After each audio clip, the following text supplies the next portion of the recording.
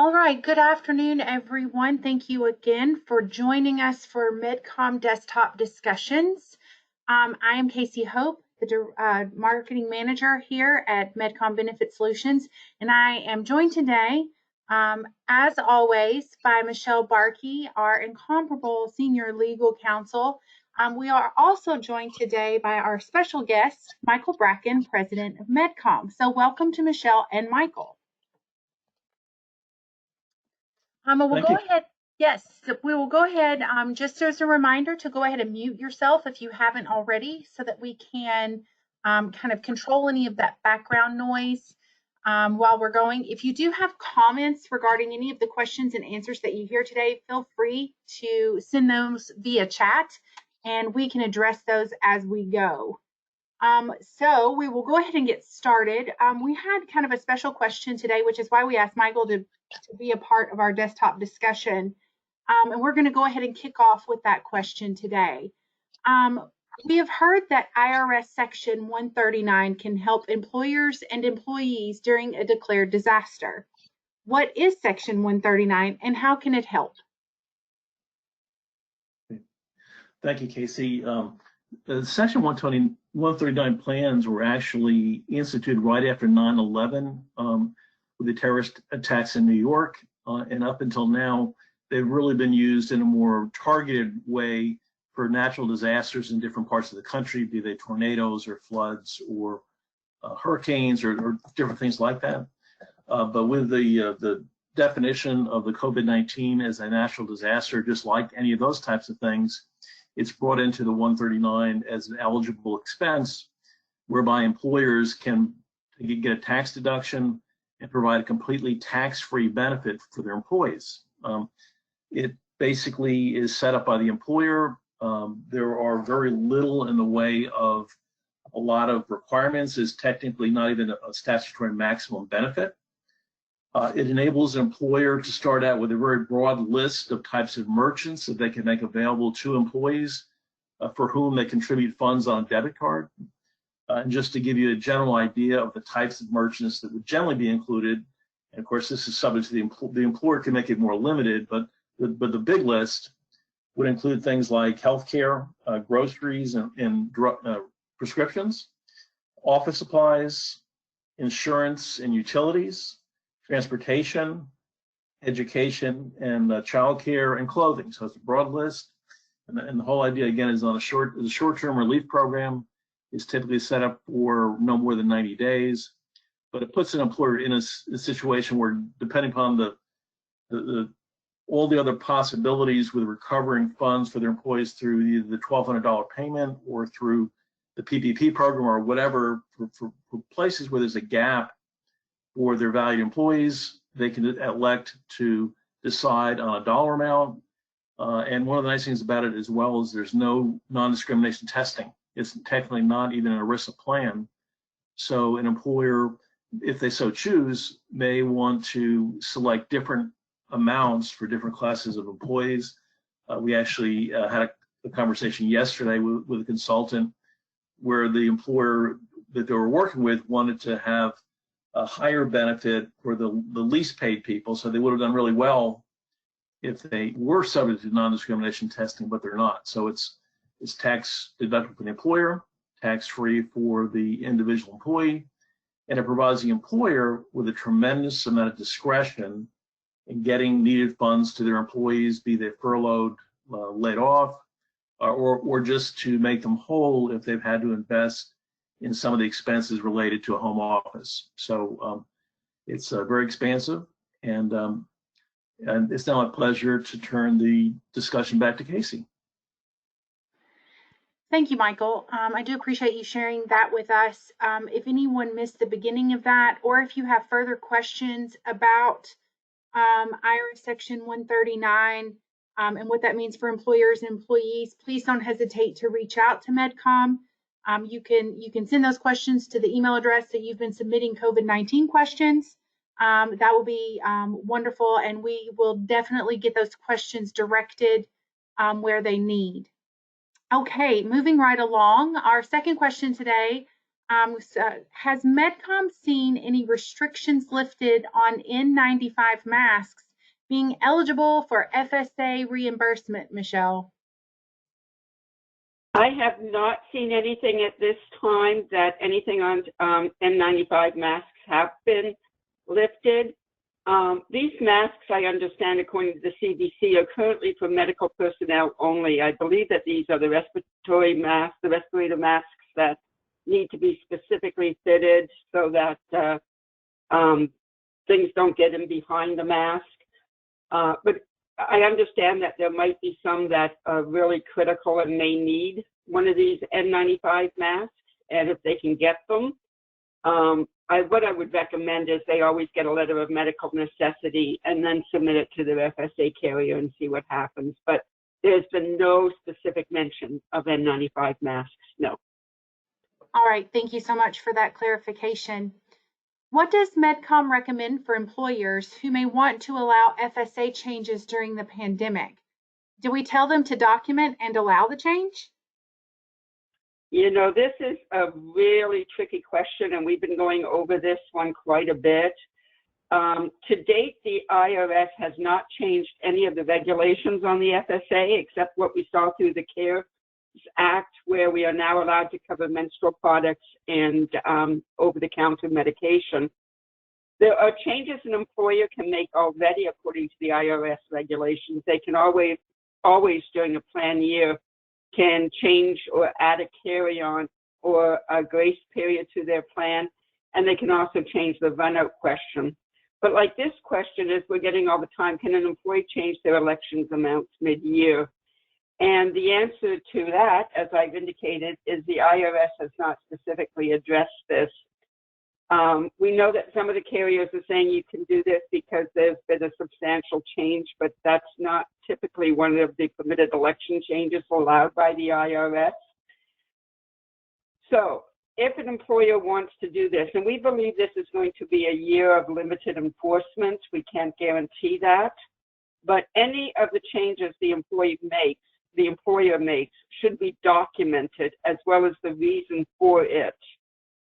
We believe that there is a risk, albeit a low risk, and whenever you document it or whenever you try to bend the rules even slightly, you should always be prepared to demonstrate and document that all of the actions were taken in the best interest of the participants. They were not designed to circumvent the payment of owed taxes, and they were applied in a fair and non-discriminatory way, and they were reasonable. And this will always help ensure the best possible success, though there's never any guarantee with the IRS, in the event that there is a participant complaint and or the IRS challenges the employer's decision. But at this stage of the game, we have no clear guidance from the IRS as to how FSAs are impacted. Thanks, Michelle. We have a company that's facing issues associated with insurance companies allowing coverage to continue for employees whose hours are reduced or they're furloughed due to COVID-19. Should employers address furloughed employees in their plan documents? They should, if this is one of the things that they are doing and it's not already mentioned. And I would also make sure that that they get specific reassurances from the plans themselves that this isn't going to change. But even before you do that, and this is a good question for this reason, one of the things we cannot forget about is the Affordable Care Act. And if you are an applicable large employer, this furloughed employee may still be entitled to benefits. Do not forget that the IRS considers all active employees as employees as far as reporting is concerned.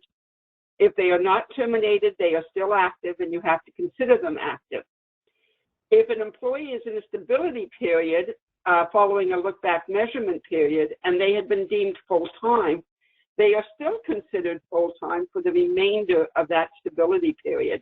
So even if they were furloughed, they're still considered full-time because they are still an active employee. And then the other question that comes up quite a bit, and it was one of those areas in the IRS regs that was kind of added on late in the last hours, and a lot of employers missed it, was they also had talked about what happens if a full-time employee, somebody that was hired as full-time and went through a waiting period, what would happen to them and their status if they went from full-time to part-time.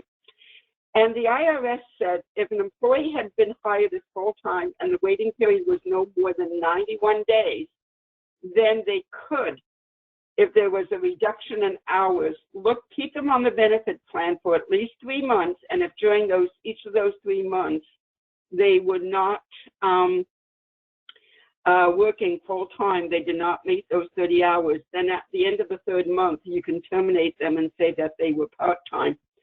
The other way you can always handle it is look at the last look-back measurement period and put them in a stability period for the remainder of the stability period, which was quite often longer than those 3 months. That's why the IRS gave that 3-month example.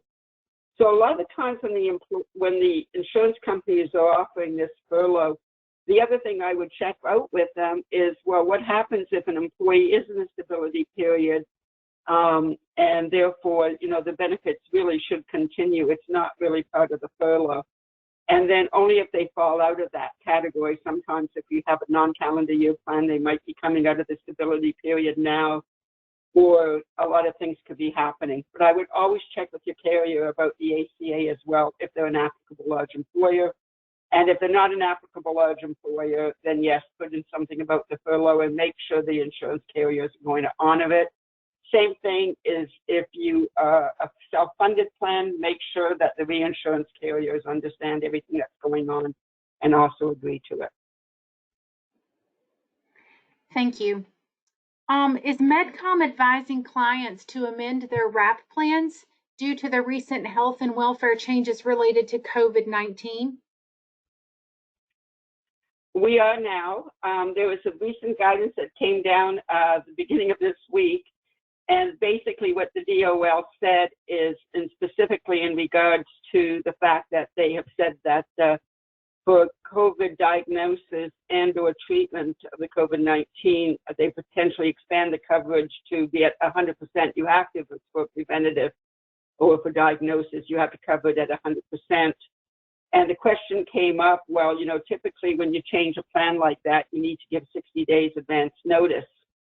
And the IRS said in that case that they're waiving that 60-day notice, but they said instead the health plans must provide notice of these changes as soon as reasonably practical by issuing a new SBC or notice of material modification.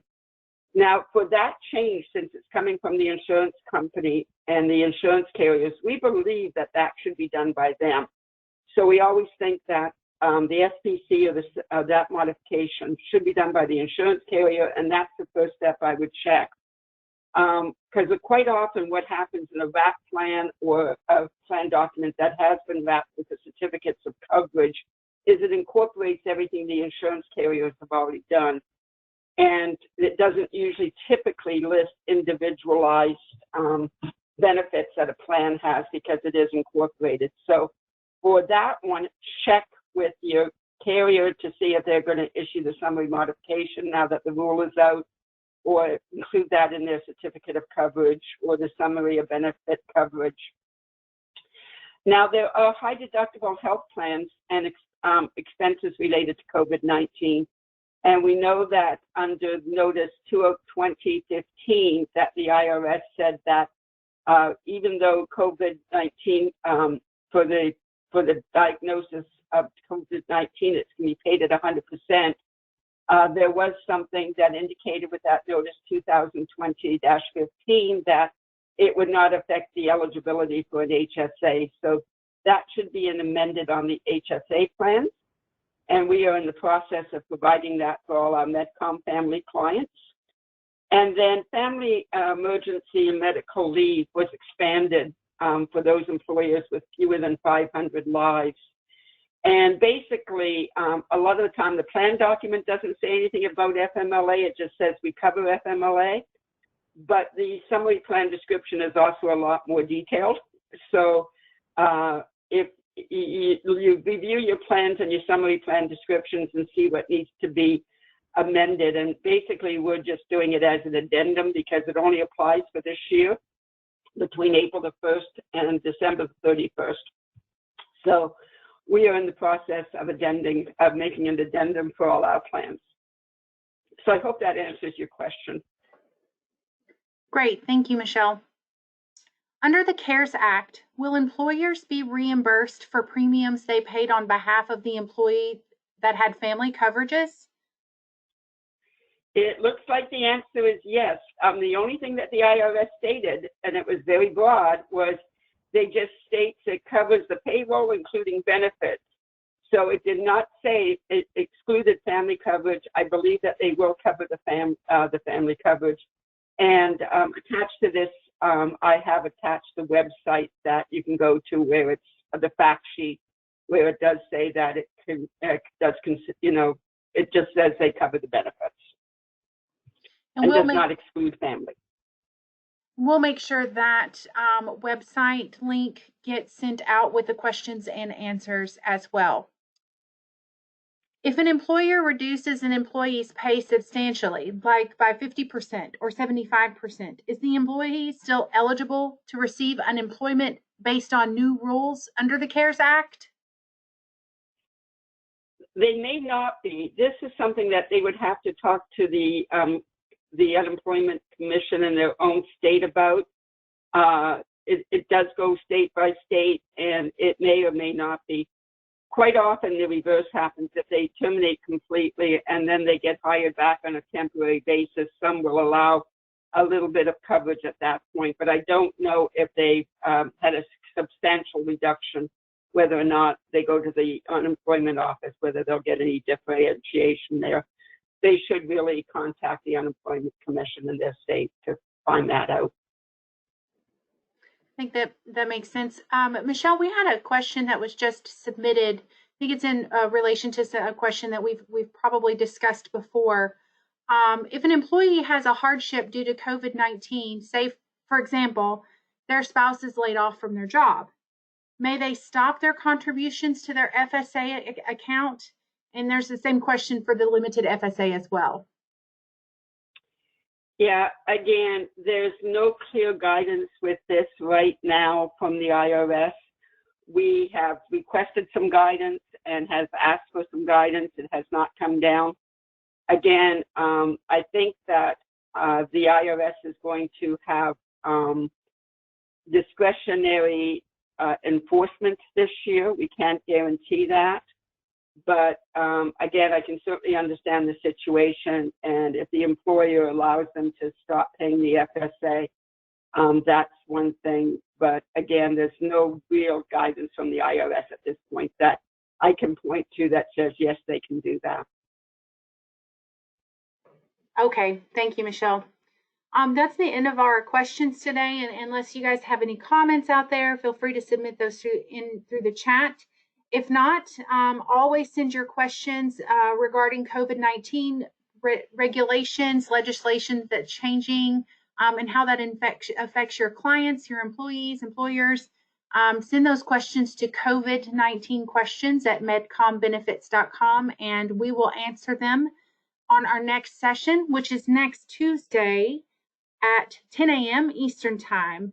And I want to thank Michael and Michelle for both joining us today and for being present and being a part of our desktop discussions. Thank you, Casey. Thank you, Casey.